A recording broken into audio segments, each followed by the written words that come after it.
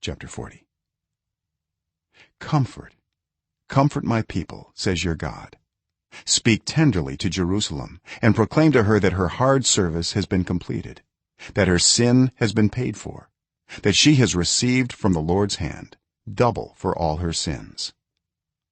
A voice of one calling, in the wilderness, prepare the way for the Lord, make straight in the desert a highway for our God. Every valley shall be raised up, every mountain and hill made low. The rough ground shall become level, the rugged places a plain, and the glory of the Lord will be revealed, and all people will see it together, for the mouth of the Lord has spoken. A voice says, cry out. And I said, what shall I cry? All people are like grass, and all their faithfulness is like the flowers of the field. The grass withers and the flowers fall, because the breath of the Lord blows on them. Surely the people are grass. The grass withers and the flowers fall, but the word of our God endures forever. You who bring good news to Zion, go up on a high mountain. You who bring good news to Jerusalem, lift up your voice with a shout. Lift it up, do not be afraid. Say to the towns of Judah, here is your God. See, the sovereign Lord comes with power, and he rules with a mighty arm. See, his reward is with him, and his recompense accompanies him. He tends his flock like a shepherd. He gathers the lambs in his arms and carries them close to his heart. He gently leads those that have young.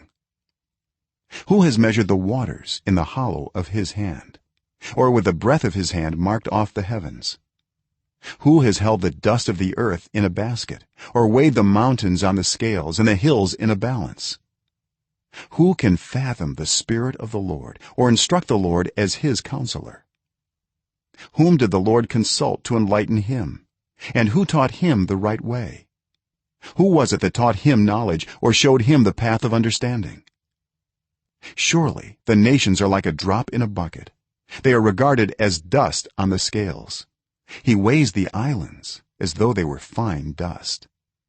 Lebanon is not sufficient for altar fires, nor its animals enough for burnt offerings. Before him all the nations are as nothing. They are regarded by him as worthless and less than nothing.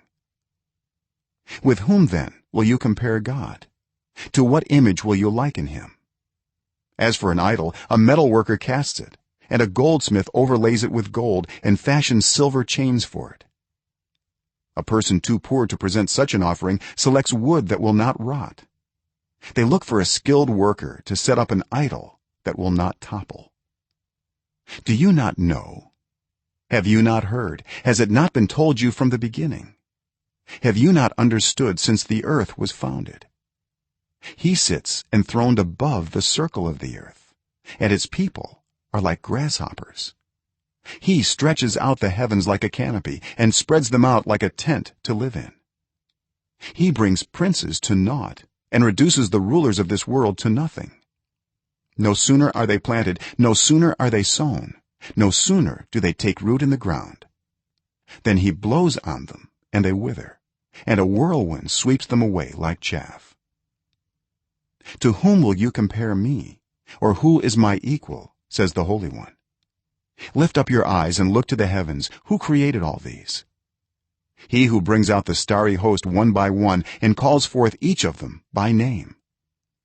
Because of his great power and mighty strength, not one of them is missing. Why do you complain, Jacob? Why do you say, Israel, my way is hidden from the Lord? My cause is disregarded by my God. Do you not know? Have you not heard? The Lord is the everlasting God, the creator of the ends of the earth. He will not grow tired or weary, and his understanding no one can fathom. He gives strength to the weary and increases the power of the weak. Even youths grow tired and weary, and young men stumble and fall. But those who hope in the Lord will renew their strength. They will soar on wings like eagles. They will run and not grow weary. They will walk and not be faint.